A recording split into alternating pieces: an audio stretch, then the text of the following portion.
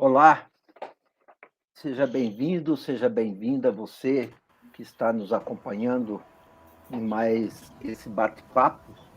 E hoje a gente tem um desafio muito grande para os nossos companheiros que estão aqui presentes e que vão nos ajudar a refletir um pouquinho se é possível uma sociedade ideal, porque nós estamos vivendo no mundo todo uma insegurança muito grande, conflitos diversos em diversos lugares, e aqui no nosso país a gente está percebendo também esse conflito que está atingindo as pessoas, as instituições, e muitas vezes a gente se pergunta, mas que sociedade é essa? O que está acontecendo com a humanidade? O que está acontecendo no mundo? Por que isso tudo está influenciando tanto a nossa vida e nos deixando tão inseguros e tão inquietos? E por isso é pertinente a gente refletir um pouquinho. É possível uma sociedade ideal, uma sociedade que seja boa para todos?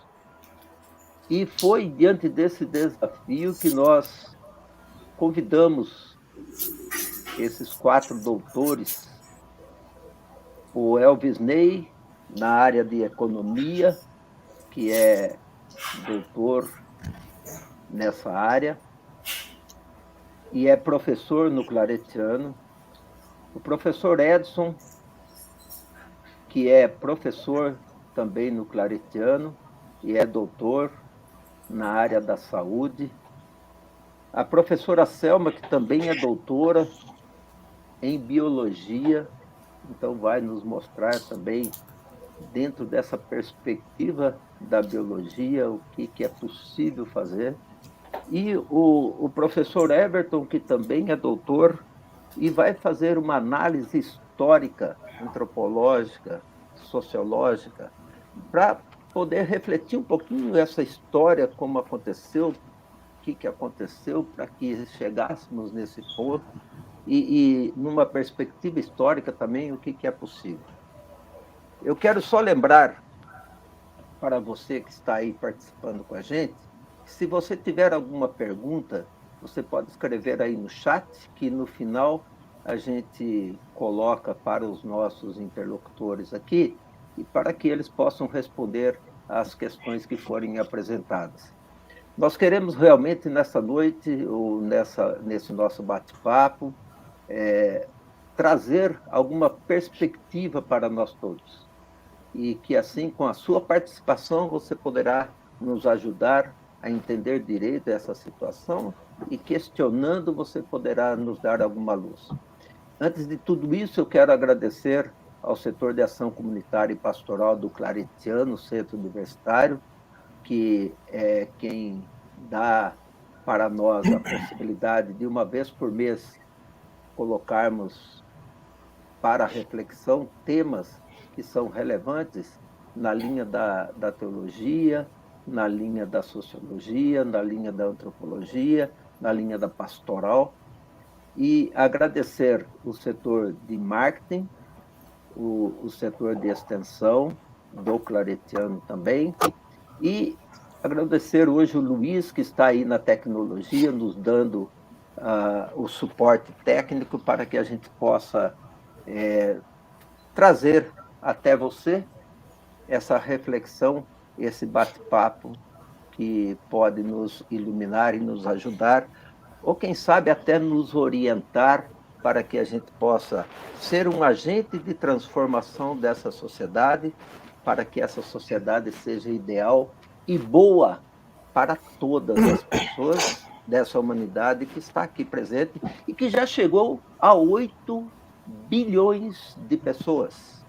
Então, é dentro dessa perspectiva que eu convido, primeiro de tudo, o professor Edson, que é da área de saúde, Edson Alves de Barros Júnior, e que é responsável pelo setor de fisioterapia do Claretiano, Centro Universitário, e que ele nos passe essa perspectiva, Edson, na área de saúde, o que é possível, o que nós podemos contribuir para que essa sociedade seja realmente boa para todos nós.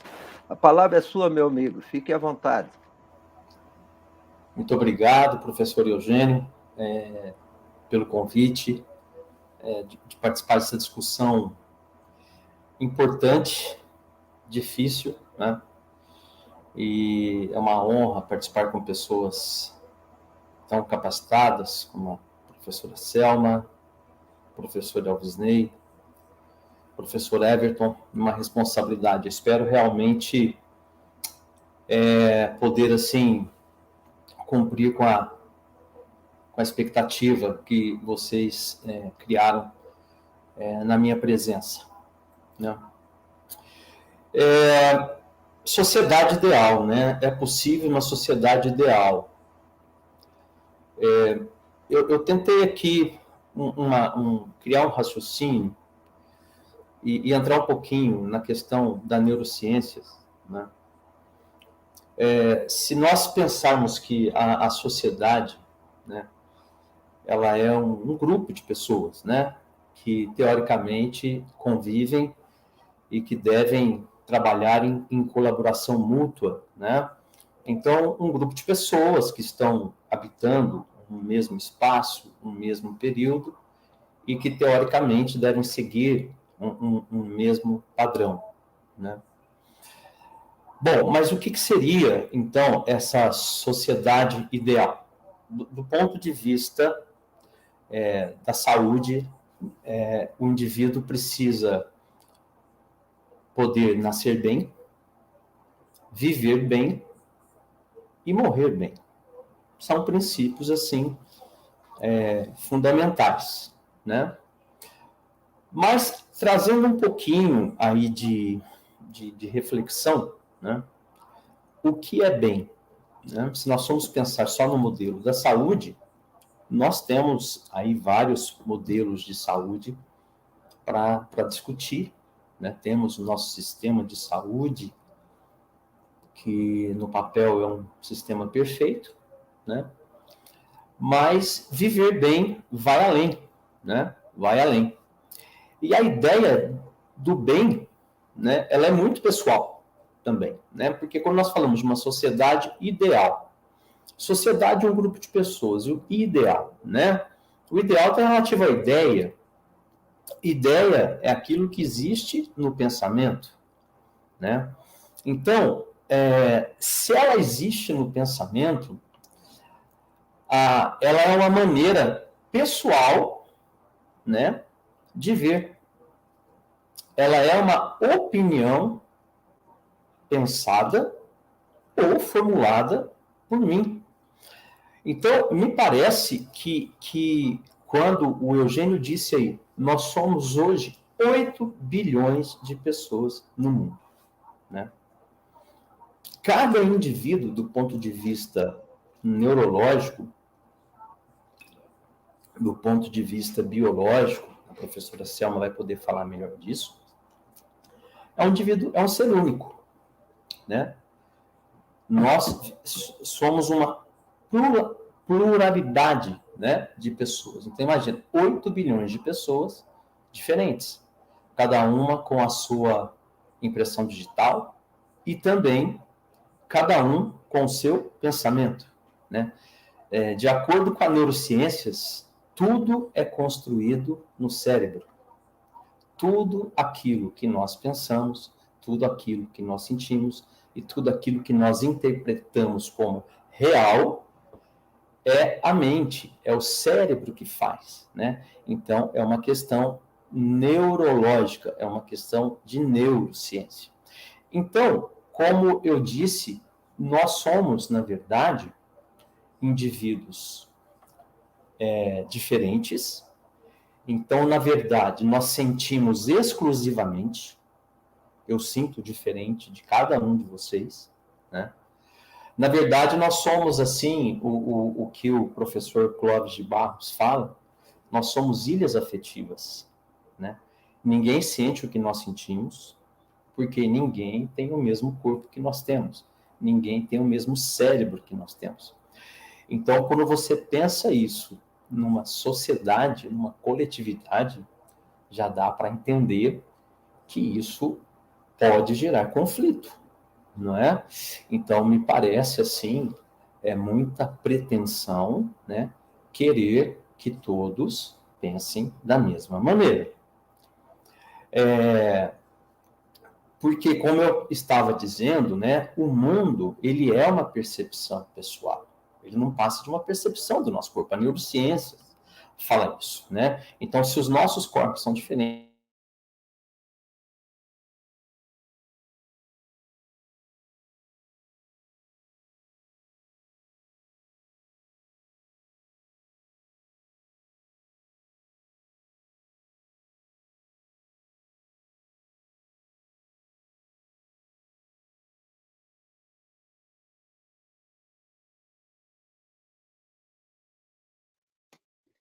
Parece que o Edson teve um probleminha ali com a internet, né? Enquanto a gente aguarda, eu vou pedir para o Everton, se você quiser.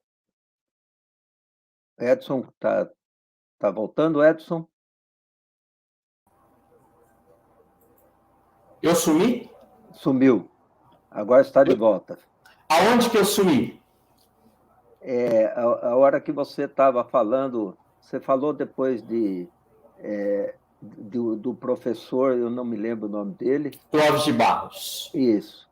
Um Tá pouquinho bom, depois, e tá você bom. falou que cada um pensa uma coisa, cada um sente de uma forma, e isso não dá para ficar todo mundo igual. Eugênio, tá me ouvindo? Ouvindo só. Vendo não? Agora você E está ao agora? vivo com a gente. Tá tranquilo. Tá tranquilo? Vai, pode seguir. Então tá. Então eu parei naquela questão em que o professor Clóvis de Barros ele fala que nós somos ilhas afetivas, né? Ninguém sente aquilo que nós sentimos, porque ninguém tem o mesmo corpo que nós temos, ninguém tem o mesmo cérebro que nós temos. Isso é uma questão aí de neurociência. Então a percepção de mundo ela é muito pessoal, né? O mundo para mim não é o mesmo mundo para vocês que estão aqui me ouvindo.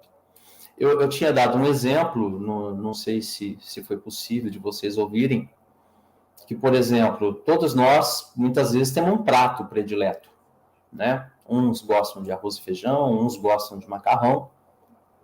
E quando eu falo que eu gosto muito de uma comida e alguém fala que não gosta, para mim me parece um absurdo essa pessoa não gostar dessa comida, né? Afinal, para mim, aquela comida é uma delícia, né? Mas isso nada mais é do que uma preferência minha. E então, em se tratando assim de neurociências, assim são as ideias e são as preferências, né? Por exemplo, por que alguém torce para um time e o outro torce para outro time, né? E nós estamos passando por um momento difícil no mundo todo. No Brasil, por exemplo, nós passamos aí por crises políticas, né? E essas crenças, elas também são fundamentadas assim, né? As crenças fundamentam as posições políticas e ideológicas. Nós vimos aí discussões, alguém acreditando que o candidato X seria a salvação, o candidato Y seria a perdição. Mas não adianta, muitas vezes, você confrontar essas crenças. Mesmo se você apresentar dados, não adianta eu dizer, não, o meu time é melhor porque ele foi tantas vezes campeão. Não adianta, por quê? Existem ideias, existem preferências, e isso a neurociência ela explica isso, né?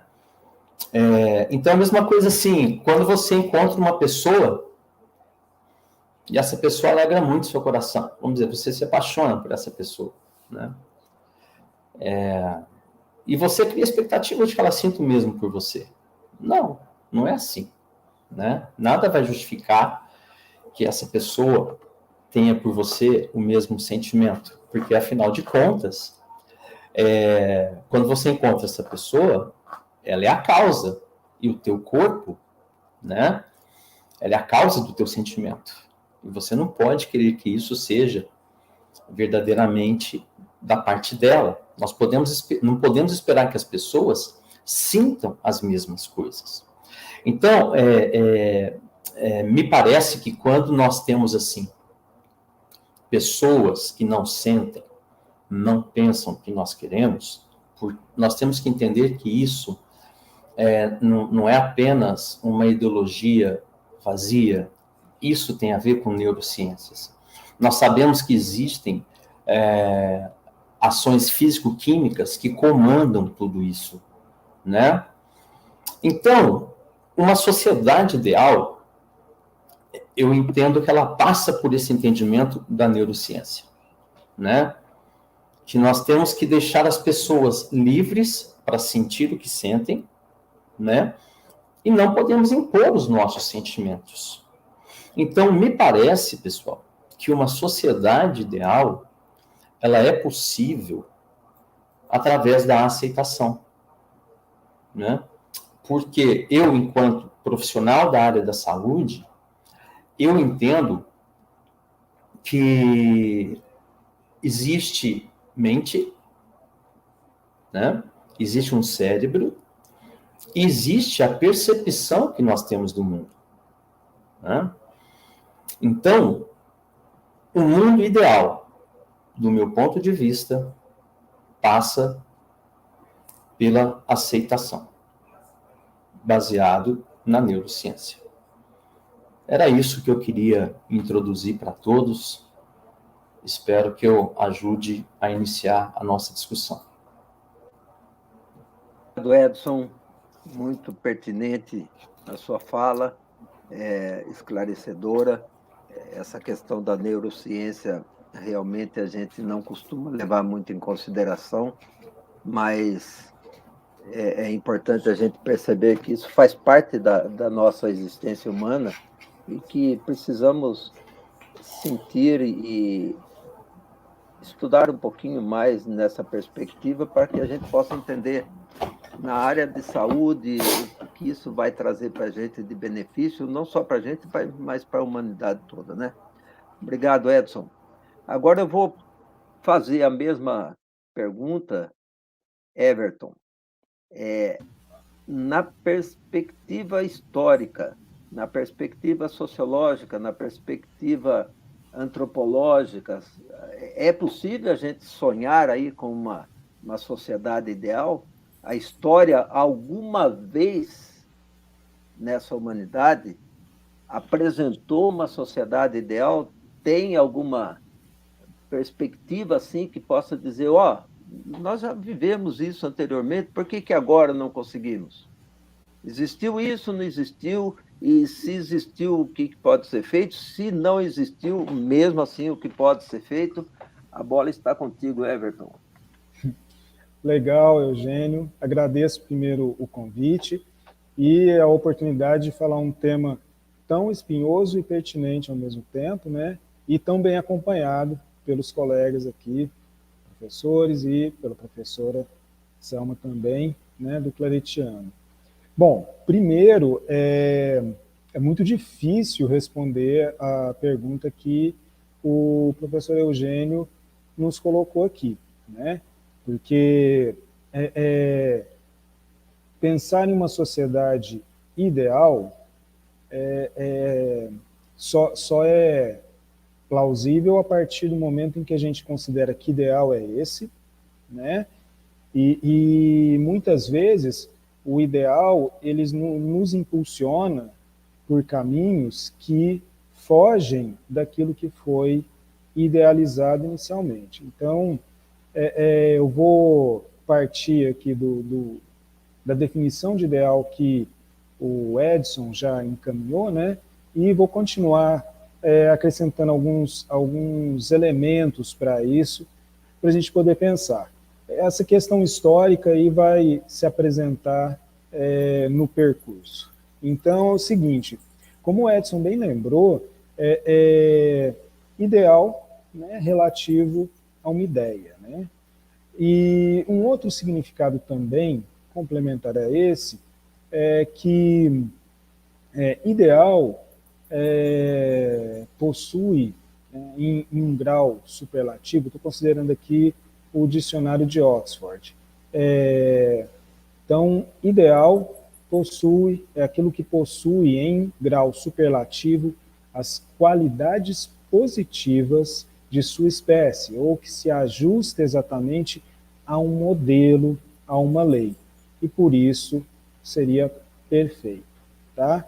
Então, assim, eu considero relevante pensar o seguinte, né? A pergunta, é possível uma sociedade ideal? E a pergunta que o Eugênio acrescenta, em algum momento da história da humanidade, a gente tem notícias de uma sociedade assim que seja ideal, ou seja, que tem essas qualidades positivas, né?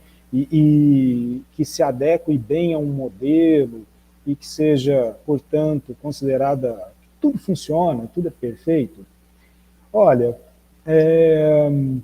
para quem está, dependendo da camada da sociedade que a gente analisa, né, nós já vivemos nessa sociedade perfeita. Então, primeiramente, a gente tende a tentar universalizar isso.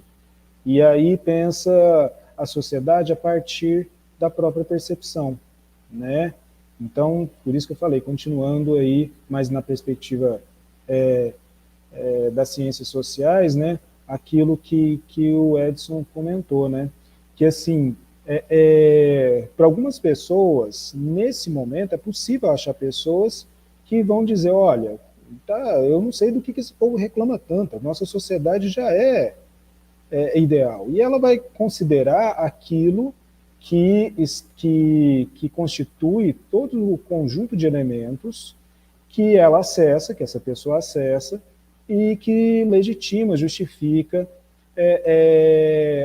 uma prática que ela considere perfeita. Então, a pessoa pode elencar, nossa, a tecnologia, as facilitações que a gente tem hoje, um universo de fatores do qual essa pessoa desfruta, então ela vai dizer, não, a gente já está numa sociedade que é ideal, né, só que muita gente ainda não se adequou a ela, e pode argumentar quanto a isso. Então, aqui eu acrescento a noção de sociedade.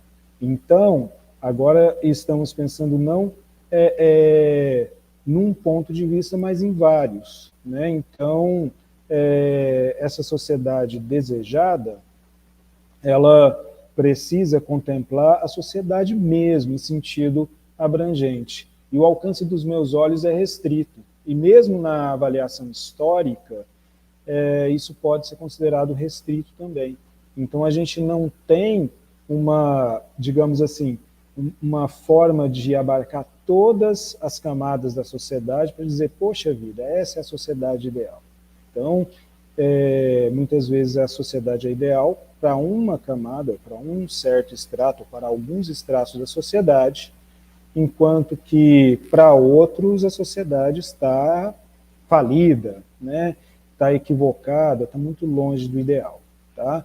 Então, assim, essa pluralidade de experiências de vida dentro da sociedade que dificulta, que torna difícil de se pensar, de se conceber, de se implementar uma sociedade que atenda aí a um modelo específico, né? Bom, então, sendo assim, eu poderia parar aqui e falar, ó, já disse que não é possível, então, né, aí já ficou pronto, passo para frente. Mas não é bem assim. Como a gente trabalha muito no Claretiana e na educação de modo geral, para um mundo que funcione melhor, né, para uma sociedade que funciona melhor, e somos idealistas, temos muitos ideais pela frente, então vamos considerar sim que há um caminho, pelo menos, né? E digamos que o ideal ele é um caminho para realizações concretas, né? Mas a gente parte do ideal para realizar aquilo que é possível, que é viável, né? E não é algo que deve ser encarado de maneira literal e estrita, como esse modelo perfeito da definição. Isso é só na definição, é só no ideal. Mas na vida pode funcionar assim, só que ele digamos que é um orientador. E esse orientador, ele nos motiva, nos leva a realizar as melhorias que são viáveis, né? E eu, para falar de melhorias viáveis, para partir dessa conexão com o tema, eu estou fazendo uma abordagem que parte da interdisciplinaridade dentro das ciências humanas, com base na história cultural. E estou pensando em que ideal, em que necessidades. Eu estou pensando aqui na necessidade de mudança de mentalidade neste momento. E aí eu já encaminho uma proposta, né, para gerir um novo modo de vida, para superar algumas dificuldades do mundo atual. Então aqui eu já vou traçar um ideal e compartilhar com vocês. Então, para partir de um ideal desejável, eu tenho que primeiro construir a base do vivido, que é o que me dá a possibilidade de dizer quais são os desafios para se chegar lá. Então, uma coisa que é recorrente, um tema recorrente é a chamada crise de valores que vivemos, um período que é definido como modernidade líquida ou pós-modernidade. Então, em breves palavras, o efêmero, o circunstancial e o superficial acabam orientando a maior parte das ações em nossa sociedade. Esse é um estilo de vida que é predominante, tá? Então, nesse estilo de vida, o consumo se torna a principal diretriz. E isso deixa um vazio de significado para a própria existência do ser humano no seu mundo ordinário e cotidiano, tá? Então, há aqui um elemento crucial, que é a necessidade de preencher esse vazio de significado, tá? Bom, e para a gente conseguir alcançar isso, aí há vários mecanismos, eu acredito que exista várias possibilidades, e eu tenho até um projeto quanto a isso, né? Temos um site, eu montei inclusive um curso de extensão a respeito desse assunto, que é oferecido aqui no Claretiano. Eu estou colocando aqui para o Luiz compartilhar com vocês o site, né, que trata disso, que é a noção de gerir significado. Tá? Então, é preciso identificar que ter voz não é o mesmo que falar para muitos ou para todos. Então, esse é um elemento, né, dentro disso que eu gostaria de destacar. Por quê? Porque a mídia atualmente, com todos os seus desdobramentos, ela cria a sensação de que nós temos, assim, que falar para muitas pessoas, ter um número X de likes, né, ter toda uma comoção, e que só falando quando a minha voz alcança milhares ou milhões, é que tem algum significado isso. E assim, se a gente for analisar estritamente como as transformações acontecem todos os dias, quem que faz a vida acontecer? Todos nós e cada um. Então, é saudável e também, digamos, totalmente plausível, concretamente plausível, entendermos que a voz que alcança alguns, ou apenas uma pessoa, né, ela já está mudando o mundo, tal qual essas vozes que alcançam milhares ou milhões. E é preciso a gente tomar consciência disso, né? Essa noção de importância da atuação, ela é impulsionadora de significado, né? E aí, como que funciona isso? Já caminhando aqui por um exemplo prático e encerrando logo em seguida a minha fala, né? Como que é possível fazer isso? Como é que isso funciona? Isso trata de uma inovação diante do simples, né? A atuação muda, mas com renovação do significado. A palavra inovação atualmente é usada dentro do ideal de sociedade que a gente já tem, desse modelo consumista e tal. Então, muitas vezes inovação constitui uma estratégia para dar manutenção no mesmo modo de vida, né? E eu estou usando essa palavra aqui como uma inovação que emerge, sai, faz a gente respirar fora desse modo de vida para renová-lo, tá? Então, aqui que está o significado, não na mera repetição, mas nessa tomada de consciência, quando a gente olha panoramicamente e percebe, ó, minha atuação está aqui e aqui, né? Então, o significado de pensar globalmente e agir localmente. Um exemplo prático disso, né, é separar o lixo reciclável. Separar o lixo reciclável, para algumas pessoas, é algo usual, que não se pensa a respeito. Ó, tem que separar o lixo reciclável, separe e pronto. E não muda mais, não pensa mais nisso, né? Agora, e para outras pessoas, não, isso aí eles falam para a gente separar, mas não tem jeito, e simplesmente não separa e está tudo certo. Então, são dois tipos diferentes de comportamento, mas que estão alimentados pela continuidade, pela manutenção de um jeito, de um estilo de vida, né? Agora, como é que se muda isso? Aí a gente tem que partir da compreensão de que separar o lixo reciclável não é aderir ou não separar o lixo reciclável, não é meramente aderir a um modo de conduta, a um padrão de comportamento, tá? E se enquadrar nesse modelo, né? Que seria um modelo ideal para um grupo de pessoas, para uma parte da sociedade. Então, porque aí nós estamos numa ação sem significado de fato para mim. Eu só estou me enquadrando dentro do modelo, né?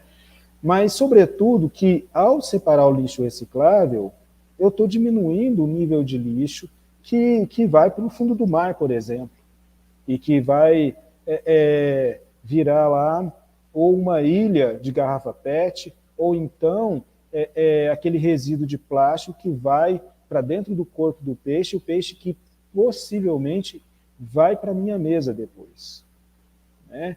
Então, eu estou separando lixo porque eu penso no mundo. Então, assim, é nisso que eu tenho essa aquisição de significado para a minha vida, porque eu assumo um desafio real e faço diferente, né? Então, no plano dos comportamentos, significa reconhecer também aquele que me respeita, que me oferece um bom serviço, dar crédito à responsabilidade exercida, e aqui no âmbito da educação eu tenho que relacionar sempre, né, o professor, mas eu tenho também, até também fazendo um link com o que o professor Edson falou, também quanto à questão do político, ou do agente de saúde, ou, no início do meu exemplo, né, o próprio catador de lixo reciclável. Tá? Então, todos são importantes e as diferenças servem a um propósito, tá? Que é atendermos a necessidades múltiplas e coletivas. Tá? Então, esse significado está ausente, ele precisa ser resgatado urgentemente para orientar as nossas ações. E orientando as nossas ações com autonomia, com maior responsabilidade. Por quê? Qual que é o sentido de tudo isso? Reconhecer que todos estamos a serviço da vida, da continuidade da vida e de uma construção de uma vida que flua cada vez melhor. Eu vou pegar uma frase para encerrar, que eu considero muito relevante e é comumente usada, eu uso muito enquanto terapeuta sistêmico, né? E ela é muito usada na terapia sistêmica por outros colegas também. Eu vou dar aqui a minha versão dela, que é a seguinte: eu vejo você, faço o que posso e aceito a sua contribuição, porque ambos, eu e você, estamos trabalhando para a vida. Então, é isso que eu posso contribuir neste momento. Muito obrigado, professor Everton. Que beleza. A gente vai ter que refletir muito tem algumas coisas aí que já foram colocadas para perguntar para você. Por exemplo, eu só vou dar um toque agora, você já vai pensando aí. Teve gente que já falou aí, eu pensei que o professor Everton fosse falar alguma coisa das artes cênicas, né? Você que está envolvido nessa questão também, Charles Chaplin e tudo mais aí, não é? Quem sabe você pensa um pouquinho aí, depois, a hora que eu te der a palavra novamente, você já pode falar alguma coisa a respeito, tá bem? Muito obrigado, professor. Daqui a pouquinho a gente volta a falar contigo. E agora, a gente vai passar a palavra para a professora Selma, que é mais da área da biologia. E Selma, nós estamos envolvidos tanto aí nessa questão ecológica, né? Que a sociedade como um todo está preocupada com isso, alguns por um interesse escuso, mais financeiro e mais próprio, outros pensando mais no todo da humanidade e do mundo. Até o Papa Francisco falou e lançou uma encíclica, Laudato Si, especificamente nessa área da ecologia, mas não é só a área da ecologia. A biologia abrange muito mais do que isso, é a vida como um todo. Então, a palavra é sua, porque eu sei que você tem ampla possibilidade de nos falar muitíssimo, a partir de uma visão biológica, o que nós temos a contribuir para uma sociedade ideal. A palavra é sua, professora Selma. Obrigada, professor Eugênio. Obrigada pelo convite, obrigada à mesa, né, com as ricas contribuições dos nossos colegas. Eugênio, você me deu um desafio muito grande, viu? Isso dava para ser um tema de uma disciplina num semestre, para você ter ideia. Mas eu vou tentar passar uma ideia para a gente poder conversar sobre. Eu acho que existe muita informação jogada por meio da mídia, enfim. E, às vezes, a gente não compreende tão bem qual é a nossa relação de fato. Eu vou tentar fazer essa ligação, esse meio de campo, né, entre a importância de um meio ambiente saudável, né, que para a nossa saúde, sem dúvida, é o ideal. E eu já parto do princípio, já vou lançar uma semente aqui para a gente poder até discutir depois. Não existe saúde de organismo nenhum no meio ambiente degradado. Tá? Então, e eu vou tentar explicar o porquê disso. Tá? Primeira coisa que eu acho que a gente precisa tentar vencer na educação, e isso é um problema sério, porque a gente já carrega essa herança de séculos, é a questão do paradigma cartesiano, né? O paradigma cartesiano está, inclusive, na nossa maneira de ver a vida. E isso é um problema sério. Por quê? Porque se entende que toda a complexidade da vida, ela pode ser compreendida por meio da propriedade das suas partes.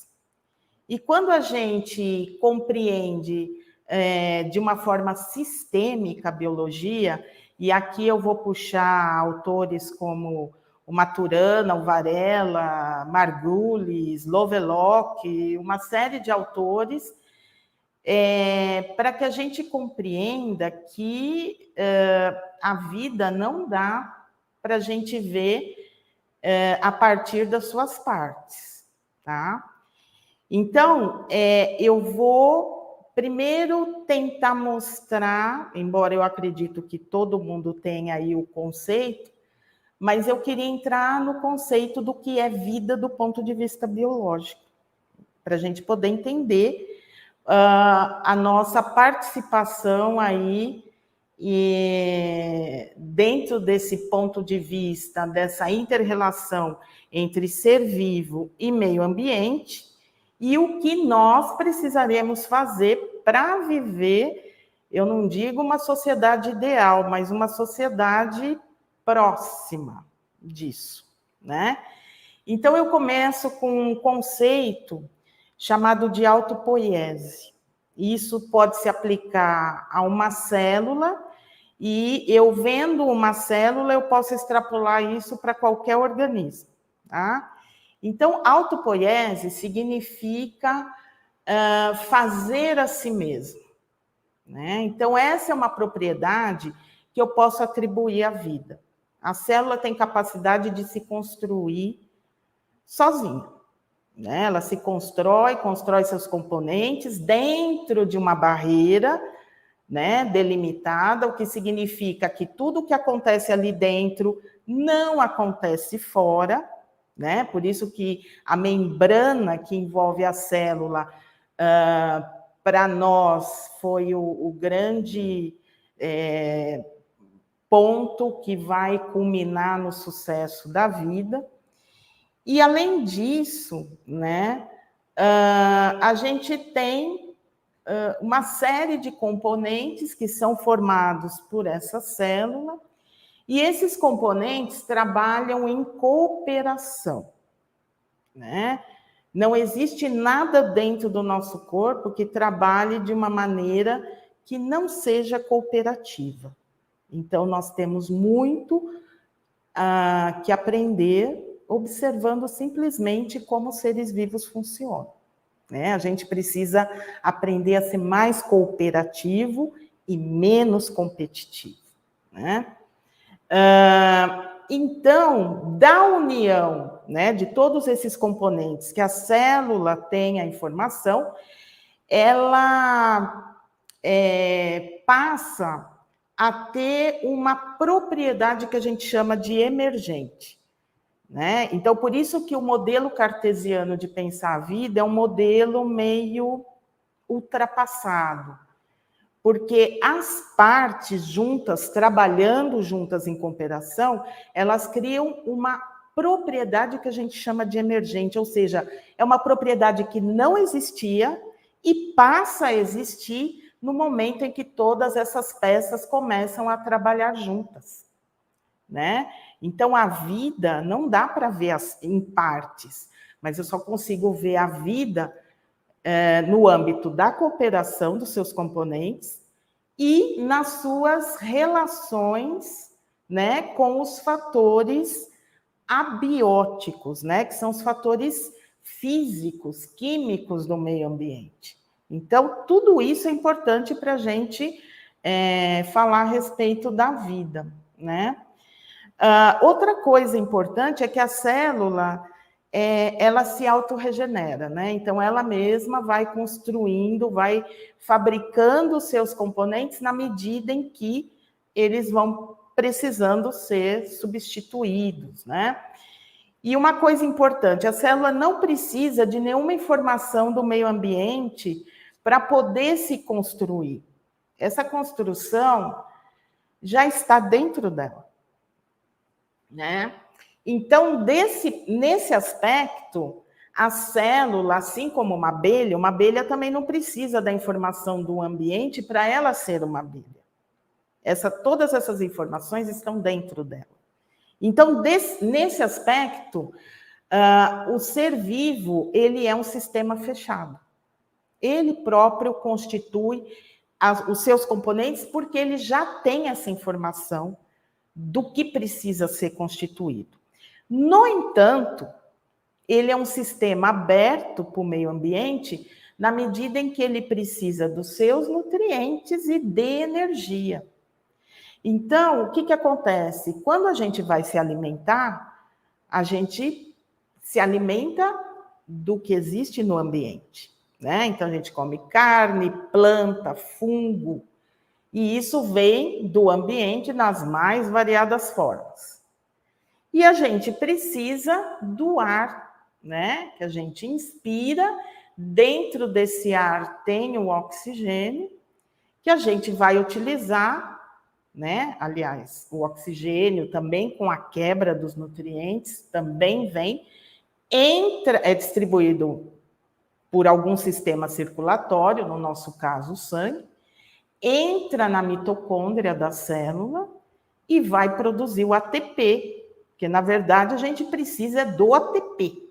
O oxigênio é um meio para a gente fabricar o ATP, que esse, sem dúvida, se a gente ficar sem, a gente morre no mesmo instante, né? Agora, eu já vou acrescentar um ponto de conexão aí. O ponto é, nós, assim como os outros animais, não conseguimos produzir oxigênio e jogar para a atmosfera. A gente joga para a atmosfera o produto do nosso metabolismo, que é o CO2, né? Quem vai produzir esse oxigênio, e essa produção é contínua, ainda bem, são os seres que fazem fotossíntese, né? Então, as plantas, elas, assim como o plâncton que está nos oceanos, eles são responsáveis por todo o oxigênio que é jogado na atmosfera. E a gente capta esse oxigênio. Sem oxigênio, todo mundo sabe, a gente não vive. Mas não é por conta do oxigênio em si, mas por conta do ATP que o oxigênio participa na cadeia para sua produção, né? Então, a gente tem uma interdependência dos seres vivos que aqui estão, tá? Então, nós somos um sistema aberto desse ponto de vista. O que eu quero dizer com isso é que todo mundo sabe da degradação ambiental que está acontecendo, né? E a gente, com toda essa degradação ambiental, o que acontece é que essas substâncias que a gente acaba produzindo, né? E isso acaba, porque são substâncias químicas. Quando as moléculas estão em contato umas com as outras, né, seja no meio ambiente ou dentro do nosso organismo, ninguém vai saber que você veio de um processo industrial, ou você veio de uma poluição atmosférica, ou você veio da poluição da água, eu não vou me ligar a você. A molécula não sabe disso. Ela simplesmente vai se ligar porque existe afinidade química, né? O que acontece? Com toda essa produção de químicos e de substâncias que são lançadas no ambiente o tempo inteiro, né? Essas substâncias acabam entrando ou por meio da alimentação, como o próprio Everton falou, né? Nossos oceanos estão virando uma sopa de plástico, microplásticos. Inclusive, o professor Saldiva achou um pedaço de microplástico dentro do pulmão, fazendo uma autópsia, porque ele é um médico patologista. Então, o que acontece? A gente acaba, por meio da alimentação, esse microplástico vai para o tecido do peixe, a gente come a musculatura do peixe e a gente está mandando para dentro uma série de substâncias que o nosso organismo, obviamente, não tem órgão para digerir, né? Não tem órgão para digerir plástico. Então, o que acontece? Essas moléculas, sejam de agrotóxico, né? Que infelizmente a gente tem, além do que nós tínhamos anteriormente, mais 800 tipos de agrotóxicos que foram, nos últimos 4 anos, foram aprovados. Então, nós temos aí uma gama de venenos enorme. E, às vezes, a gente está falando, eu vou comer uma alimentação saudável, uma saladinha, e, no fim, você está comendo veneno, né? Então, essas moléculas do agrotóxico, elas se ligam às moléculas do nosso organismo. O metabolismo celular vai, obviamente, incorporar essas moléculas, e aí o nosso metabolismo começa a dar defeito. né? E daí surgem uma série de doenças, inclusive o câncer. Infelizmente, quando a gente vai ao médico, né, a gente chega com o diagnóstico, olha, o senhor ou a senhora está com câncer, a quimioterapia começa tal dia. Quando veio? De onde veio esse câncer? Veio do meu trabalho, veio da água que eu tomo, da salada que eu como. De onde veio esse câncer? Né? Qual foi a molécula que produziu esse câncer? Não temos essa informação.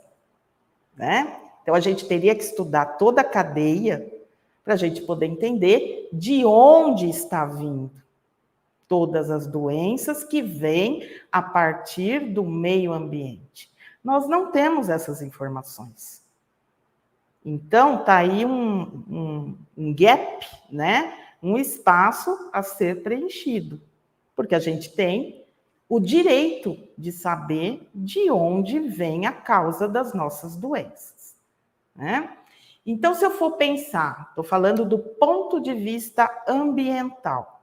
Do ponto de vista ambiental, nós precisamos viver num sistema em que não haja um consumismo exacerbado, né? Primeiro ponto, porque quando existe um consumismo exacerbado, a gente, primeiro, esgota os recursos naturais, porque a gente tem que produzir, e a matéria-prima vem de onde? De recurso natural. Então, desmatamento, poluição de água, né? Porque, infelizmente, a gente não tem regras definidas para serem cumpridas para que o meio ambiente não seja prejudicado. Se a gente tivesse e tudo fosse cumprido, maravilha. Mas a gente sabe muito bem que não é. Por isso que nós chegamos nesse ponto. Então, o que acontece? Essa matéria-prima é retirada muito velozmente, porque à medida que o consumo vai acontecendo, ele vai... né? A gente tem uma altíssima produção. Mas a produção é bom para o país.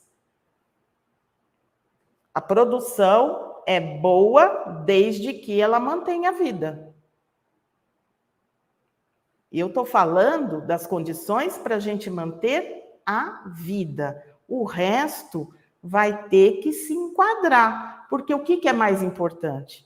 Mais importante é eu extinguir espécies das quais eu dependo, né? Porque nós dependemos de todas as espécies, porque nós estamos dentro de uma rede, né? Onde vocês podem colocar as espécies, mas o conceito de rede, ele existe desde metabolismo celular. Então, nós estamos com essa rede estilhaçada, né? Então, numa sociedade próxima do ideal, a gente já teria que reconstruir essa rede da melhor maneira possível, né? Ter uma relação harmônica. Parar de consumir coisas das quais a gente não precisa para viver. Porque, infelizmente, o sistema que a gente vive, ele cria necessidades das quais a gente não tem. A gente pode muito bem viver sem, mas o sistema cria porque a rede de consumo ela tem que estar ativada, porque nesse sistema não importa a vida, importa o lucro e o dinheiro que você ganha, né? Eu estou falando português bem claro porque é o que a gente tem que entender a respeito da natureza. Se a gente colocar o dinheiro na frente, a natureza some e as nossas condições de existência também. Então, eu estou pensando na minha espécie.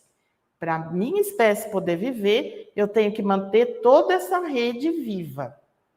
Então, ao invés de ir lá no meio ambiente e achar que ele é um armazém, né, carregando aí o meu histórico colonialista, né, porque nós, dentro da situação de colônia, nós tínhamos lá O pessoal que veio com as grandes navegações, arrancava tudo o que precisava e levava embora, né?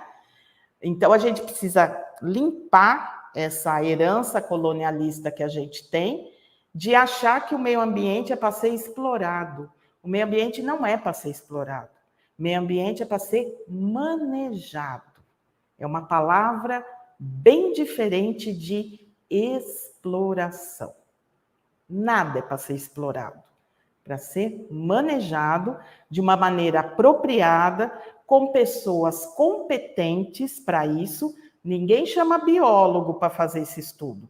Chama engenheiro, fulano, beltrano, mas biólogo nada, né? Então a gente precisa ter gente competente para fazer esse trabalho e perguntar a partir de agora o que a natureza pode me oferecer. Não é eu ir lá e arrancar o que pode, porque agora nós chegamos num ponto em que a nossa saúde está indo para o vinagre, né? Então a gente precisa perguntar para a natureza: o que eu posso manejar para pegar um recurso natural? E manda pesquisa para as universidades. A gente tem isso aqui. O que nós podemos fazer com isso aqui? Agora é com vocês. Vocês pesquisem, porque nós precisamos de tais produtos para sobreviver. Então, o negócio é produzir bens de uso. Não é bens de consumo. Bens de uso. O que eu preciso utilizar de produto para viver? Essa que é a sociedade ideal, tá? Porque aí ela não vai comprometer a natureza, não vai comprometer os demais seres vivos, e não comprometendo os demais seres vivos, ela garante a sua existência, que é o mais importante. O mais importante é a vida. O resto vem depois. Obrigada, gente. É isso que eu gostaria de passar. Muito obrigado, Selma. Nós que temos que agradecer essa reflexão, porque é muito interessante mesmo. Alguém colocou ali no chat que esse debate é muito legal. E realmente é muito bom mesmo, porque a gente está vendo umas perspectivas diferentes daquilo que a gente vê no cotidiano, não é isso? Uhum. Então, daqui a pouquinho a gente volta a falar contigo, Selma. Muito obrigado por enquanto. E agora nós vamos entrar numa questão que também atinge a todos nós, com o professor Elvis Ney, falar da parte econômica, né, professor Elvis Ney? A gente pensa a história, pensa a saúde, pensa a biologia, pensa outras áreas todas, mas sem esse dito cujo do dinheirinho, da economia que está aí nos impulsionando e muitas vezes nos jogando mais na sarjeta do que, né, numa vida mais confortável, né, que é um direito de todos nós. Como é que a gente pode se localizar dentro dessa situação? A palavra é sua, professor Elvis Ney. Muito obrigado pela sua participação.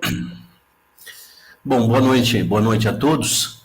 Eu quero agradecer ao professor Eugênio pelo convite. Só fazer uma observação aqui, Eugênio, meu doutorado é em engenharia de produção, não é em economia, ainda que eu tenha utilizado teoria econômica só para não deixar passar, porque senão depois vão dizer que a gente errou aí na citação. E a questão econômica não tem como fugir do interesse econômico, né? Afeta o bolso de todos nós. Tem aquela máxima, né, de que não existe almoço grátis, alguém tem que pagar a conta, né? E o tema que você propôs não poderia ser o mais difícil. Acho que não tem o mais difícil que esse no campo da economia, né? Porque pensar numa sociedade ideal é pensar num modelo, né? Ainda que seja abstrato, mas num modelo de sociedade e você até usou esse termo, que seja o mais justa possível, né? E aí começam os problemas, né? Eu gostaria de colocar uma questão simples, mais fácil da gente, pelo menos, perceber, né? Uma sociedade ideal, existe uma sociedade ideal onde parte dos seres humanos do planeta passam fome? Existe essa sociedade ideal? Me parece que não. A questão central no campo da economia é a discussão sobre a distribuição de renda. E por isso que o tema é extremamente difícil, né? De sociedade ideal. Os outros colegas já colocaram questões extremamente importantes. O Edson falou da questão de que as pessoas têm percepções diferentes. É verdade, né? Se nós olharmos apenas do ponto de vista econômico, o PIB mundial em 2021 foi cerca de 96 trilhões de dólares. 96 trilhões de dólares. O PIB per capita do mundo foi algo em torno de 12.262 dólares. O PIB per capita do Brasil, no ano de 2021, do Brasil foi 7.518, né? 38% abaixo, né, do PIB per capita médio. Mas o PIB per capita dos Estados Unidos foi 69 mil dólares, né? Da Austrália, 59, quase 60 mil dólares. Da China, porque tem muita gente, cai para 12.556 mil dólares. Ou seja, um pouquinho acima do PIB per capita mundo, né? O Vietnã, infelizmente, está com um PIB per capita de 3.694 dólares apenas, né? O PIB brasileiro, em 2021, né, foi o quê? Cerca de 1,6 trilhões de dólares. Né? Dos Estados Unidos, 22, quase 22,9 trilhões de dólares. O que significa esses valores? Né? Se você olhar só o PIB, você percebe que a sociedade americana, com um PIB de 23 trilhões de dólares, se comparado ao do Brasil, né, 1,6 trilhões de dólares, eles são muito mais eficientes do que nós em extrair da natureza os recursos para o seu bem-estar. Eu não estou dizendo que é uma sociedade justa no tocante à distribuição de renda, só estou dizendo que eles são mais eficientes do que nós, muito mais eficientes do que nós. Né? Só para chocar um pouco, nós somos perdedores, né, em relação à criação de PIB se comparado aos Estados Unidos, porque a nossa independência foi na mesma época, mas, no entanto, eles têm um PIB de 23 trilhões de dólares e nós de 1,6 trilhões de dólares. Né? Ou seja, bem menor. Nós estamos perdendo. Né? Se for usar a lógica, né, inclusive da sociedade americana, né, e as brincadeiras, o pessoal fala, você é perdedor, né, que é uma coisa muito feia, né, de se dizer, até num jogo de futebol, você não deve falar para o outro, você é um perdedor, você perdeu. Não, né, é um jogo. Né, só que na economia não é um jogo, são vidas. Né? Então não existe uma sociedade justa enquanto tem pessoas passando fome. Isso é inaceitável. Né? E aí vem os problemas. Um dos valores extremamente importantes numa sociedade é a liberdade. Né? A liberdade das pessoas tem a ver com, né, o homem é livre porque ele pode fazer tudo o que quiser, exceto aquilo que a lei não permite. Né? Esse, inclusive, é um conceito, né, citado aqui pelo... Vou pegar um autor específico, né, para que não me acusem depois de comunista, tal, não sei o que lá, né, essas besteiradas. Né? Esse conceito é do Friedrich Hayek, no livro O Caminho da Servidão, falando contra o Estado totalitário. Né? E a ideia também é de Kant. Né? O homem é livre quando não tem que obedecer a ninguém, exceto as leis. E é assim que é constituída a nossa sociedade. Nós mesmos, seres humanos, né, desenvolvemos, né, e vamos criando as nossas leis à medida que adquirimos consciência dos problemas econômicos. A fome, certamente, é um deles. Mas, creio, tem pessoas que não estão preocupadas com a fome dos outros. Né? Porque é muito difícil individualmente, eu até concordo, né, você querer resolver o problema do mundo. Individualmente você não resolve. Você pode resolver, né, o fato de que alguém pede alguma ajuda, mas para isso existem as políticas públicas. Para isso existem as organizações não governamentais, o terceiro setor. Né? Então é o setor público, o terceiro setor, né, por meio, obviamente, da ação individual das pessoas, né? No setor público, claro, os agentes públicos, os servidores públicos, né? A legislação, né? E no terceiro setor, por meio das pessoas que, obviamente, valorizam a fraternidade, a solidariedade, né? E a caridade. Né? Então, esses elementos são importantes. O problema é que no campo da economia, tudo que nós produzimos para o nosso bem-estar, né, ele é coordenado por um mecanismo que nós chamamos de mercado.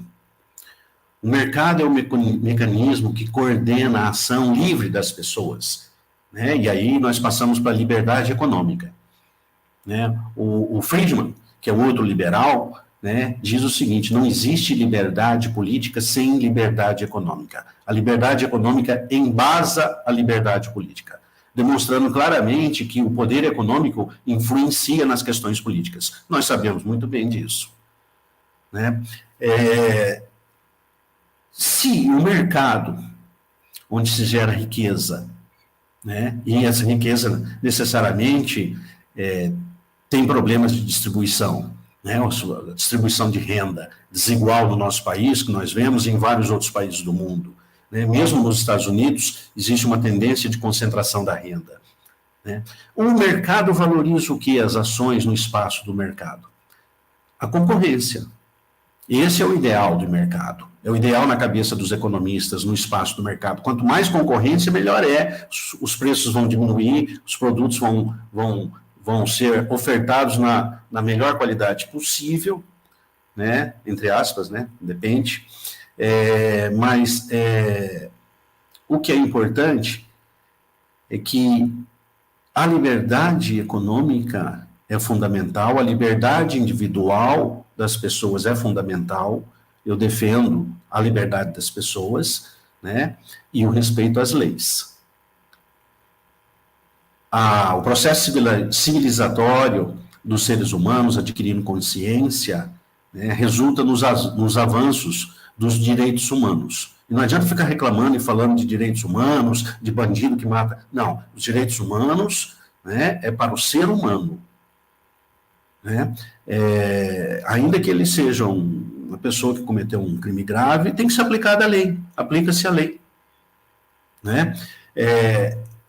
No espaço de mercado, é a competição, é a concorrência que é a variável-chave. As empresas que não tiverem competência para concorrer, elas vão quebrar. Né? Isso é inevitável, não tem como. Né? E aí vem uma coisa que eu não combinei com a professora Selma, mas ela citou, eu fiquei, na parte biológica, eu fiquei muito feliz, né? Que existe um outro elemento na economia que não está não é uma ideia teórica dominante, como é a competição, a concorrência, mas é a cooperação. Existe também espaço para cooperação, até cooperação competitiva. Né? Exemplo, quando o jornal em papel era distribuído em grandes quantidades pela Folha e o Estadão, em algum momento eles se aliaram para contratar o mesmo distribuidor, perceberam que era melhor para os dois. Né? Cooperação competitiva. Né? Mas o que é mais importante? né? Concorrência ou competição? Eu não tenho dúvida. Para a vida, é mais importante a cooperação. Para a vida dos seres humanos, é mais importante a cooperação. Mas ainda resta, como é que nós resolvemos o problema da distribuição de renda? Recentemente, uma empresária aqui da cidade de Franca, né, muito respeitada, né, todos devem ter ouvido falar, Luísa Helena, ex-CEO do Magazine Luiza, né, presidente do conselho, ela falou que ela é a favor da igualdade social. A favor da igualdade social e que, né, por esse ponto de vista, ela se declarava socialista desde os 10 anos de idade. Nossa, foi extremamente criticada, né, só porque ela defendeu a igualdade social, mas veja, a ideia dela de igualdade social é igualdade de oportunidades. Não é dividir a renda igual para todo mundo, não. Ela deixou bem claro isso depois na fala dela. Né? Socialista desde os 10 anos de idade, feminista, né? Defendendo igualdade entre os direitos de homens e mulheres, né? Defendendo o quê? Igualdade de oportunidades para as pessoas. Nesse sentido que ela falou que era socialista. Igualdade de oportunidades. Nós sabemos o quão diferente é, por exemplo, a educação pelo qual as pessoas passam, a educação pública, a educação privada, né? Os resultados estão aí, nós vemos o quão diferente é. Então, é uma percepção, ela falou de alma aberta no momento em que ela percebe claramente como ser humano, e olhando para a sociedade, né, que que não existem igualdades de oportunidades. As pessoas têm trajetórias diferentes, as pessoas têm competências diferentes. Né? Nem todo mundo será competente em cálculos econômicos para ganhos de lucro. Nem todo mundo tem essa competência. Tem as pessoas que são artistas, né? Tem outras competências. O problema é que todo o resultado da nossa atividade, na verdade, se transforma em dinheiro. Né? E por meio dele nós sobrevivemos. Então, a distribuição de renda é muito desigual, essa é uma verdade. As políticas públicas precisariam ser mais eficazes, né? Nós deveríamos aprender a valorizar mais a cooperação entre os seres humanos, respeitando as diferenças entre eles. Uma sociedade ideal não significa uma sociedade que todo mundo tem que pensar igual, de maneira nenhuma. Significa uma sociedade onde as pessoas precisam respeitar o valor do ser humano. Né? E aí a gente necessariamente deve pensar em ir além. Uma sociedade ideal é aquela que também respeita, né, os direitos dos outros seres vivos, que nos alimentam, inclusive. Então, não dá para você acabar com os peixes do mar, porque depois como é que você faz? É a mesma coisa. Né? Um país pode concentrar um grande desenvolvimento econômico, concentrar muita renda. Né? E aí o que faz? Uma ilha maravilhosa de geração de renda, né? E o restante do planeta, uma ilha de pobreza. Você faz o quê? Levanta um muro. Ali no México, levanta um muro. É isso a solução? Levanta um muro? Vamos proteger aqui dentro, e se lá fora destruírem todas as árvores, por exemplo? Como é que fica? Não vai sobreviver, né? Nós não somos uma ilha, nós somos interdependentes. Precisamos aceitar uns aos outros e precisamos criar mecanismos cada vez mais eficientes, né, para ajudar na qualidade de vida das pessoas. Isso é que é importante. Você não pode pensar só no seu bem-estar. Quando nós falamos em sociedade, nós estamos falando, né, do conjunto das pessoas. Quando nós falamos em sociedade, nós estamos falando em ideais coletivos e não apenas individuais. Ideais coletivos, o que é bom para a sociedade como um todo. E aí você precisa, obviamente, colocar um pouco de lado, né, a sua arrogância, né, e pensar também no bem-estar dos outros, ainda que você seja muito bem-sucedido, né? As outras pessoas existem e nós, de alguma forma, dependemos dela, né? Quando a sociedade concentra muita renda, aumentam os problemas de criminalidade, né? Não tem como, as pessoas têm que sobreviver, né? Então, nós precisamos, obviamente, aceitar as outras pessoas com humildade, precisamos seguir o exemplo de Jesus Cristo, o que ele deixou para nós como mensagem. Aqui no Claretiano, uma instituição confessional, não dá para deixar de citar o mestre, né, Jesus Cristo, né, amar ao próximo como a si mesmo, né, e a Deus sobre todas as coisas. Então é preciso cooperação. Não dá para pensar só em competitividade e que eu tenho sucesso e que as outras pessoas não têm e elas que se virem, né? Infelizmente, nós não sabemos dividir as coisas muito bem. Nós, seres humanos, temos esse problema, até por insegurança, né? Você está lutando pelo seu bem-estar, pelo bem-estar da sua família, né? Mas nós precisamos de mecanismos que melhorem a qualidade de vida coletiva, qualidade de vida social. Aí nós teremos uma sociedade mais justa, né? E aí o ideal de sociedade, a gente vai definindo o ideal de sociedade. Com certeza, não é ideal de sociedade pessoas passando fome, né? Essa é a minha fala, né, aqui sobre essa questão. Muito obrigado, professor Elvisney. Quer dizer que a gente está numa encruzilhada. Nós estamos aí precisando de uma sociedade que distribua as rendas, mas a gente não sabe muito bem como fazer isso ainda, não é isso? Exatamente, exatamente. Eu sonho, para deixar registrado aqui, com um dia em que exista uma cooperativa dos seres humanos, e que todo mundo que nasce, já ao nascer, é membro dessa cooperativa dos seres humanos, né? E que possa ter alimentação garantida, né?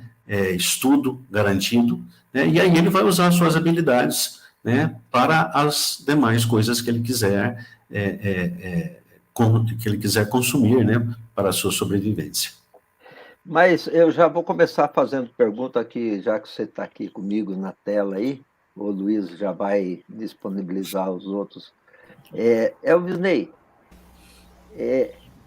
de quem depende essa situação de distribuição dessa renda?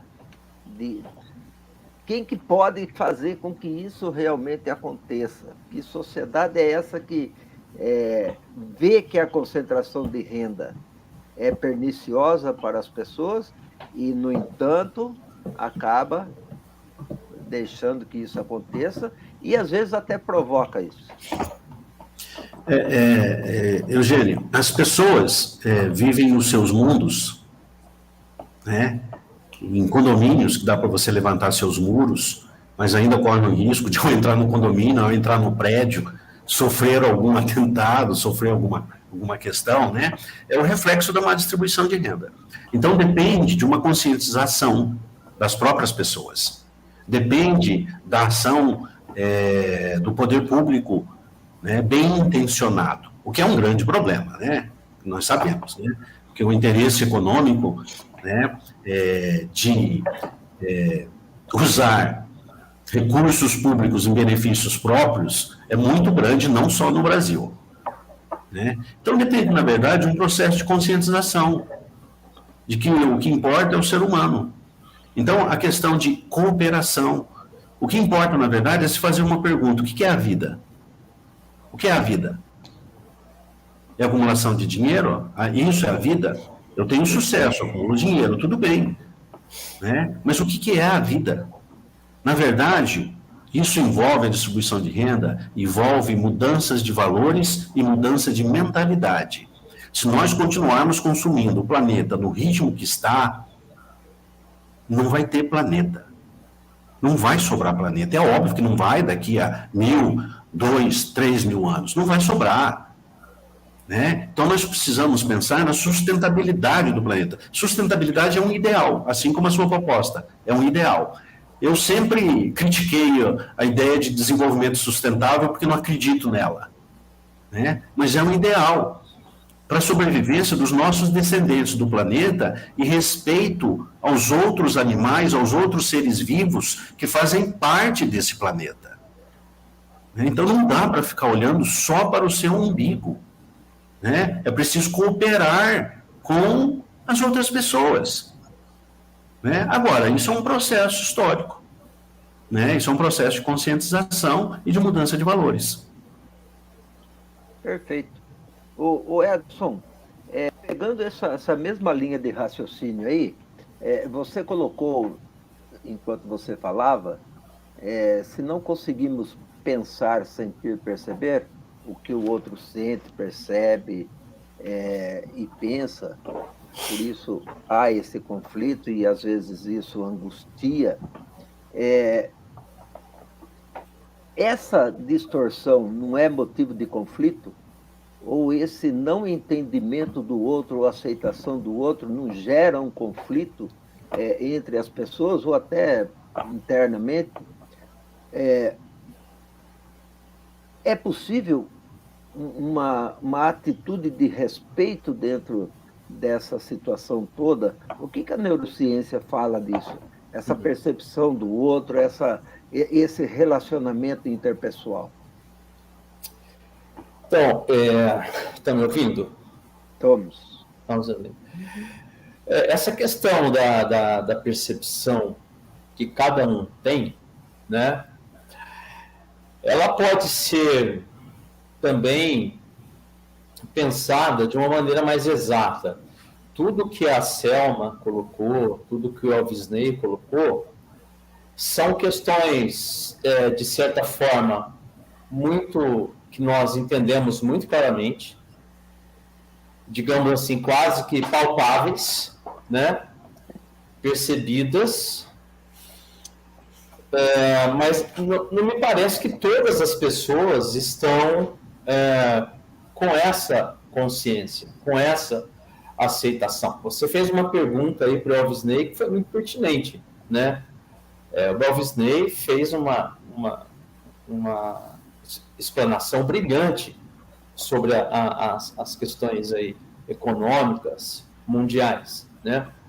Mas me parece que a gênese desse problema todo é a percepção errada histórica das pessoas, né?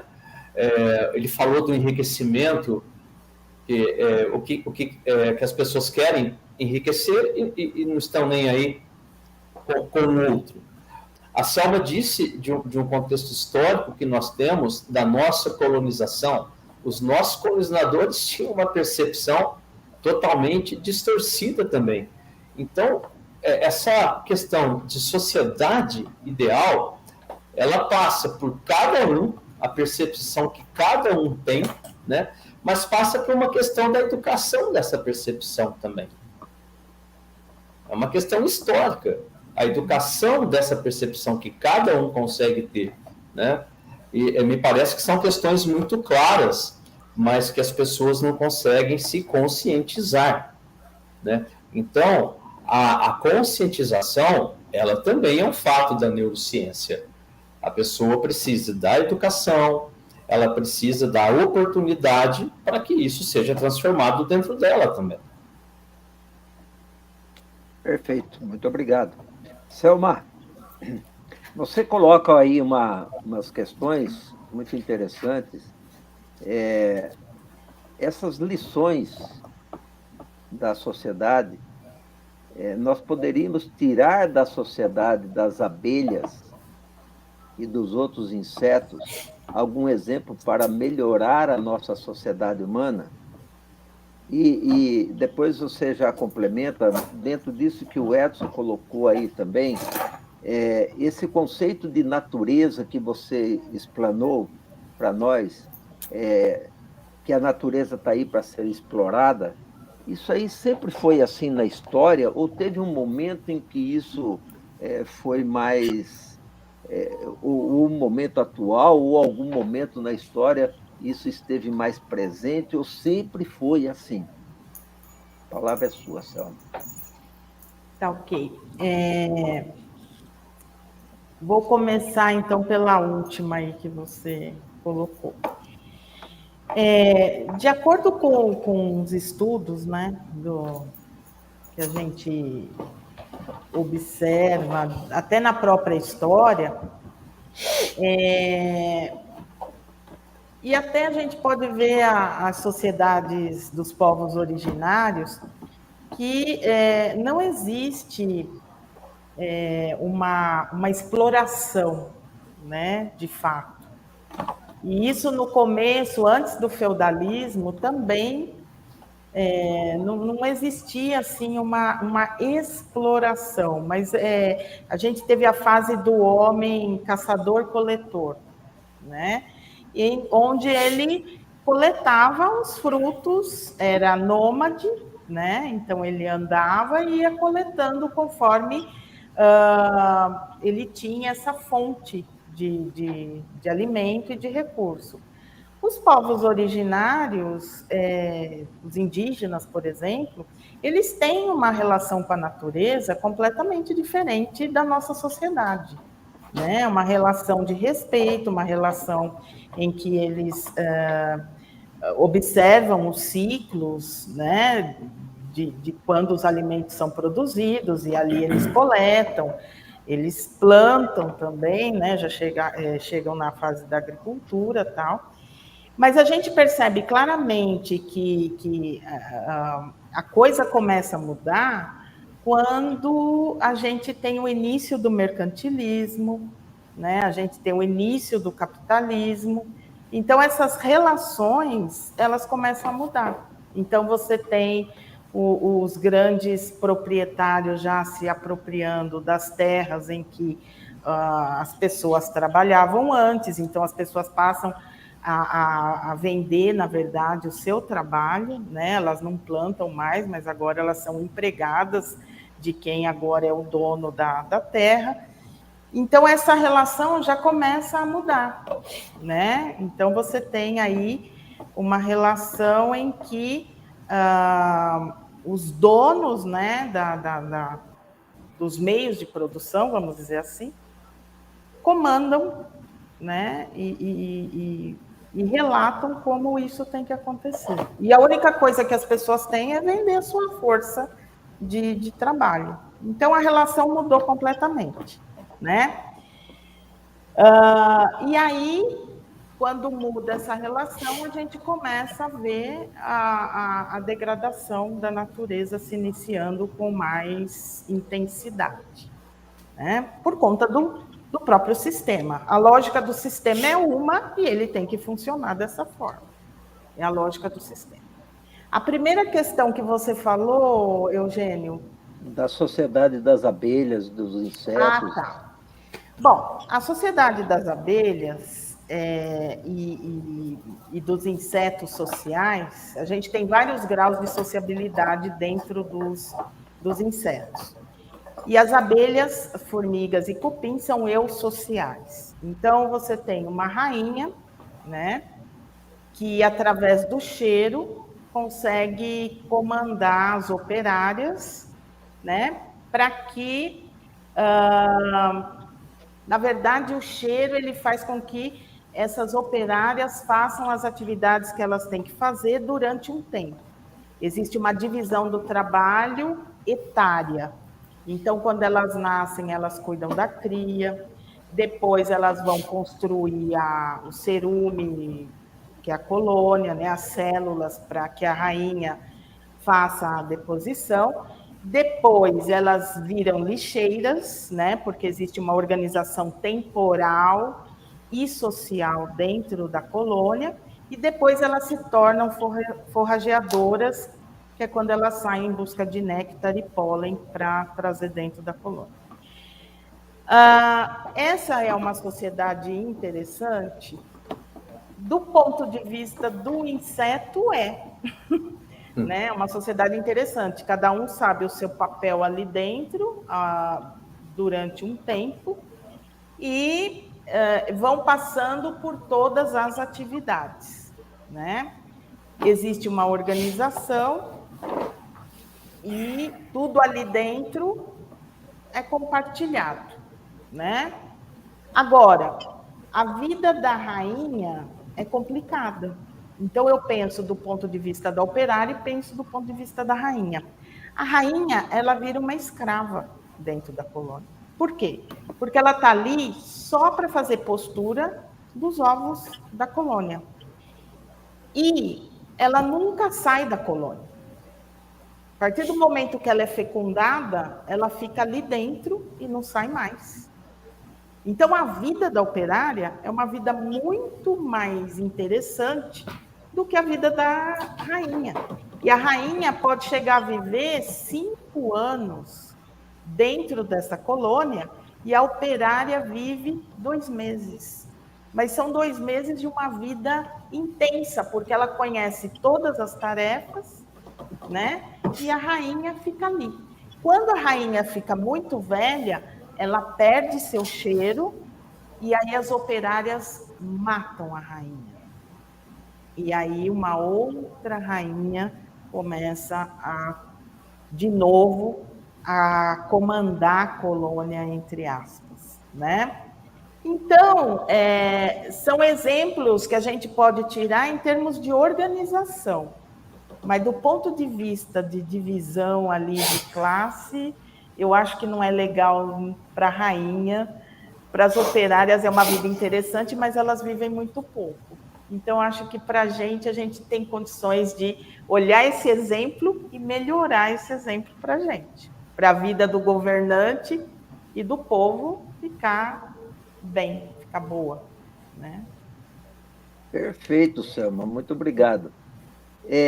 Everton, algumas sociedades parecem perfeitas, porque há um grupo social que vive bem, mas há um outro grupo que sofre sem acesso aos bens. Isso depende de algum ponto de vista, de alguma ideologia, ou isso é normal? Essa é uma pergunta. E a outra, que você também vai precisar falar aqui das artes cênicas, que foi solicitado para você aí, né?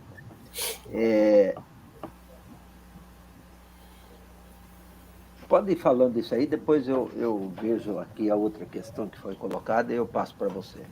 Eu até, Eugênio, já copiei aqui a outra questão, como você já me fez antes, né? Aí você me deu a oportunidade para organizar aqui, então eu já tenho ela separada aqui. Quanto à questão da ideologia, eu vou pegar o estudo que eu fiz no meu trabalho de pós-doutorado, eu tratei disso a partir de 2 sociólogos, um brasileiro, que é o Simon Schwartzman, já foi diretor do IBGE lá no Rio de Janeiro, uma pessoa muito experimentada que lida principalmente com educação. E também peguei o Immanuel Wallerstein, que faz essa discussão, faz uma discussão muito ampla. O foco dele é falar sobre o capitalismo enquanto um sistema mundo, tá? E aí ele fala da dinâmica do capitalismo a partir dessa perspectiva, a discussão entre centro e periferia e tal. Bom, e aí, partindo da discussão do Wallerstein, a primeira coisa que eu tenho que dizer é que ideologia tem um contexto histórico específico. A gente não pode usar a expressão ideologia como algo que é pertinente a todos os processos históricos. A gente não pensa isso, por exemplo, como a Selma citou, as culturas primárias ou esquerdas. Não dá para pensar em usar essa expressão ideologia nesse contexto. Mesmo na Idade Média e na Antiguidade é questionável esse uso. A gente teria que pegar um vertente explicativo específico para poder, digamos, satisfazer aí uma perspectiva analítica a partir da expressão ideologia. Então, pegando o caminho do Immanuel Wallerstein, que eu gosto muito, a ideologia, enquanto força de transformação social, um fenômeno da modernidade. Tá? É uma das instituições surgidas na modernidade, usando a expressão dele, e que ganha força. São as ideologias. E hoje, parece que a gente tem a impressão que sempre a sociedade foi movida por ideologias, mas essa é uma força muito recente, na verdade. E por que ela existe? Porque existe mobilidade social, porque existem movimentos sociais, porque existem formas diferentes de pensar convivendo e reivindicando espaço o tempo todo. Se a gente pensar ainda na história eurocêntrica, né, pegar lá a Grécia Antiga, você tem uma sociedade que tem muito pouquíssima mobilidade social. Então, naquele modelo com pouca mobilidade social, existe um estilo de vida e você precisa se adequar a ele. E alguns movimentos de transformação, de revolução e tal. Agora, para nós, assim, nós estamos numa ótica de revoluções constantes, o tempo todo reivindicando, buscando, né, traçando novos ideais de sociedade. Então, assim, esse é um fenômeno do aqui e agora. Agora, a busca por transformação, isso sempre houve, né? Mas os termos dessa busca foram diferentes. E, sim, pensar numa sociedade ideal essa busca é feita a partir de um ideário, de um ponto de vista. E assim, a questão fundamental aqui é quando você coloca o seu olhar restrito, vou usar uma palavra que eu acho que cai bem para essa definição, alienado do restante. Quando você vê como sociedade, eu e os meus amigos. Se a sociedade somos eu e os meus amigos, e eu e os meus amigos estamos bem, então nossa sociedade é ideal, porque ela funciona bem. E nós podemos até classificar aqui onde não funciona bem, é porque as pessoas não se adaptaram, não alcançaram, elas não fizeram o mesmo que nós fizemos. No século XIX, o positivismo na filosofia e espalhado nas ciências humanas de modo geral, né, ele buscou muitos parâmetros, e mesmo a antropologia alimentada por esse pensamento positivista e também pelo evolucionismo, foi estabelecendo etapas das civilizações, e sempre a etapa mais avançada seria a constituição da civilização mesmo, seria a etapa da ciência, do desenvolvimento científico, né? Devido ao entendimento e o depositar da fé, não mais no pensamento religioso, mas sim no pensamento científico, né? Então, diante disso, sempre havia essa noção de que a sociedade ideal era aquela que um dia iríamos alcançar, porque era um meio de evolução natural, era uma progressão continuada, digamos assim, da humanidade, como se todas as sociedades humanas fossem passar por determinadas etapas até chegar naquela etapa que seria a melhor de todas, que já deveríamos ter chegado pela perspectiva que foi posta antes. Então, assim, é muito perigoso fazer tudo isso, é muito complicado. Eu acho que, com tudo que nós sabemos, é preciso superar essas discussões de viés ideológicos e caminharmos para isso que todos falaram aqui numa só voz, que é a questão da interlocução, o reconhecimento da interdependência, da relação entre todos os seres e trabalharmos em prol da vida em relação aos outros seres e não em disputa pela vida. Porque o que foi trazido até o século XIX por esse olhar eurocêntrico e que acabou se instituindo, pensa na Revolução Francesa, os ideais são lindos, né? Liberdade, igualdade, fraternidade, E só que, na prática, estabeleceu-se um movimento belicoso, depois da Revolução, de expansão de ideários imperialistas. Tivemos sistemas econômicos pautados, o liberalismo na ideia de liberdade, o socialismo na ideia de igualdade, e a fraternidade é o que nós precisamos para esse momento. Se nós não avançarmos para o entendimento que não existe liberdade, não existe igualdade de oportunidade, se não houver a fraternidade enquanto um sistema político organizado e um sistema econômico também cooperativo, não tem para onde ir. Então, assim, esse é um caminho sem volta. Isso eu enquanto historiador, enquanto artista mesmo, enquanto estudioso, quanto mais eu vivo, mais isso se fortalece, esse entendimento se fortalece. Quanto mais informações chegam, mais eu entendo isso. E é o caminho da interdisciplinaridade. Você vê, eu sou historiador, mas todos aqui falaram de história.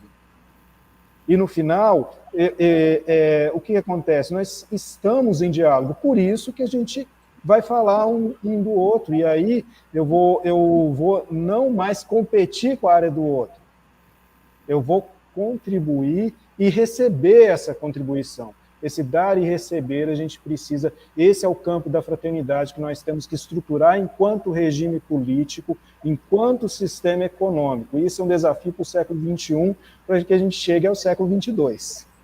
Tá? Porque a gente não tem muito para onde ir, não. A gente está acontecendo. E isso é motivo para outra palestra. Então, que nós poderíamos conversar aqui tranquilamente por muito tempo quanto a isso, e é muito instigante. E falando agora da questão do teatro, posso estender para o cinema, né, que o Marco Aurélio Galeto falou, eu agradeço pelo comentário, né, ele estava falando aí do papel do teatro para refletir um ideal, né, e essa forma da gente, que está bem dentro do que eu falei, de você emergir, olhar por cima, né? Eu já dei aula de história do teatro, já escrevi 2 peças de teatro, né? Dirigi grupos de teatro amador durante mais de 10 anos e pesquisei o significado histórico da obra de Charlie Chaplin, né? Estou publicando meu doutorado sobre o assunto ainda este ano, deve sair a publicação. Esse é um assunto que me faz assim vibrar. Eu adoro esse assunto. Só que aqui a gente tem, eu anotei um monte de coisas que eu poderia falar, mas assim, vou para pegar esse campo do teatro e a nossa discussão aqui, eu vou lembrar uma peça de teatro muito interessante chamada Esperando Godot, de Samuel Beckett. Samuel Beckett já ganhou até prêmio Nobel. Ele é um grande expoente do teatro do absurdo. Essa peça foi escrita em 1949 e apresentada pela primeira vez em 1953. Então, assim, eu acho muito interessante, né, essa peça, e porque, assim, ela é muito simples, são 2 personagens num lugar ermo, né, e esses personagens estão esperando o Godot. Então, fica o tempo todo na peça essa expectativa, e foi, assim, revolucionário. Foi uma linguagem diferente que foi criada dentro do teatro, né? Uma narrativa muito interessante, porque o que acontece? O que fazemos enquanto esperamos, né? E com essas questões fundamentais da sociedade ideal, enquanto a gente pensa a sociedade ideal, a gente não pode ficar esperando Godot, né? Nessa expectativa, e a peça toda se passa nisso, nessa expectativa, e esse Godot chega, não chega, esse Godot existe, de fato, sabe? Então, eu acho assim, que ela serve de amparo para a nossa discussão plenamente, porque nós aqui estamos, enquanto educadores, construindo, né? E temos que construir mais, e aí propor iniciativas. A Selma propôs algumas iniciativas fundamentais, quando ela disse Cadê o papel da universidade sendo cumprido? Quando que a gente é chamado para participar dentro das políticas públicas e sociais? Quando que a gente é chamado, no caso, para pensar o meio ambiente, para pensar desenvolvimento, para pensar em trazer a sustentabilidade saindo do ideal e vindo para o mundo concreto? Para pensar meios de cognição, para pensar em saúde de maneira cooperativa, né? Então, assim, eu acho que a gente está esperando Godot. Então, a gente precisa sair dessa expectativa e cada vez mais contar com recursos coordenados e também coordenarmos ações para mudar essa situação. Então, aí eu retomo a minha fala inicial do seguinte: toda ação individual tem muito valor, mas muito. Tá? Então, a gente não precisa esperar Godot. Esse Godot pode ser um novo presidente da República, um novo prefeito, um novo vereador, pode ser um novo emprego, pode ser uma nova situação da sua família, pode ser aposentadoria, enfim. A gente vai viver essa expectativa do que vem depois. Então, é agora, com o que a gente tem, fazer o que a gente pode e botar a roda para girar. E depois que ela girar, deixar as coisas acontecerem. E cada qual que se sentir envolvido vai contribuindo com o que tem. Tá? Então, essa conversa daí, eu relacionei filmes, eu relacionei seriados, tem muita coisa nessa área do audiovisual, mas eu vou ficar só na peça do Beckett, porque eu acho que já cumpre bem o papel de tudo que eu poderia dizer a esse respeito. Bom, se vocês notaram, nós estamos quase 2 horas aqui conversando, né? E o nosso tempo, infelizmente, vai se esgotando agora. Teria alguma outra coisa para a gente falar aí, mas a gente vai deixar para uma próxima oportunidade. Eu quero agradecer vocês, porque foi um bate-papo muito bom.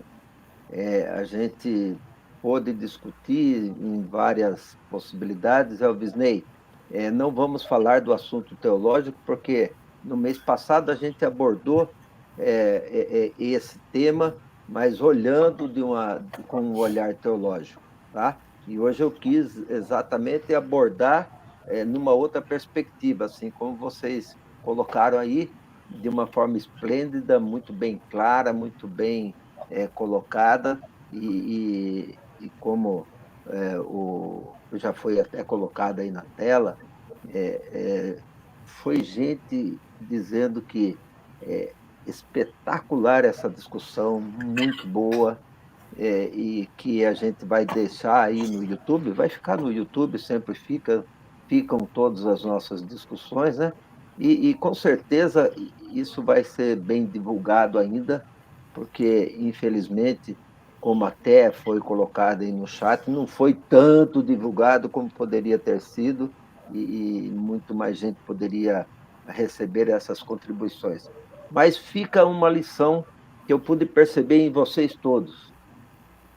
Depende das instituições, mas depende muito mais de cada um de nós. É um sonho, é uma perspectiva que a gente lança para o futuro, mas que começa a acontecer agora, a partir de uma decisão de cada um de nós, de fazer acontecer realmente no ambiente onde eu estou, na vida em que eu estou vivendo, com os amigos com quem eu compartilho a minha vida, no ambiente de trabalho, no ambiente de estudo, no ambiente do barzinho, seja lá onde for. Eu perceber a minha responsabilidade e eu fazer a minha parte. Se a gente conseguir perceber isso, a gente já está fazendo uma contribuição muito grande para que essa sociedade possa melhorar. Enquanto a gente não tiver consciência e ficar só esperando das instituições, isso não vai acontecer.